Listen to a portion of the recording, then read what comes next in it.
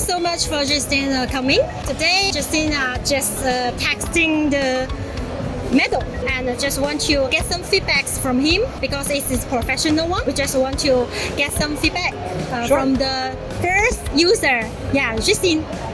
Well, hello, I'm Ukes.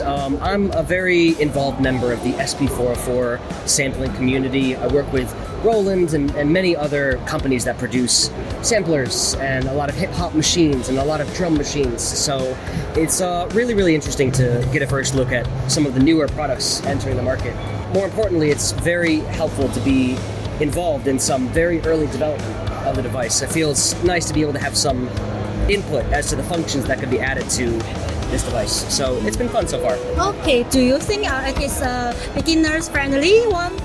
Beginner friendly, yes. I think it could be very, very good for beginners. I think it's equally important to involve some power users in to help develop some of the more professional functions. But for beginners, I think it's very, very easy to make something simple. As long as the app, the app is intuitive enough to change sounds, change scales, I think it should be okay.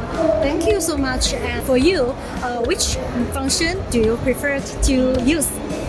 There's one function I was discussing with the developer earlier. The function that exists now, which I think are very helpful, we would call this button the shift. Shift being the shift is like the touch. Yeah. So being able to shift function, I think this is a very intuitive way to add many, many different controls to something that only has 16 buttons. So I do like that function a lot. Having a microphone built on is very helpful. Yes. I haven't heard it yet. Bluetooth MIDI is a very, very helpful thing. Headphone line, of course.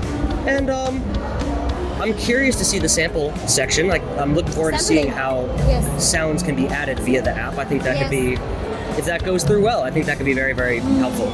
So, yeah, I think as long as the app has sufficient control over the sounds you import to be able to record sounds in and then process them on the phone app, I think this could be a very, very bright future for this. So we're curious to see how it becomes developed. Yes, MEDO will coming soon by the end of this year. What else do you advise for us about this product? The most important thing, I think, is to consult with your power users. I think the entry-level users, people getting their first drum machine, of course you can keep them in mind, but what you need to do is reach out to the community of beats makers who already use well-established samplers and machines. Ask them what they're missing, what the other machines don't have that you could do. The function I suggested, the live BPM setting, very important.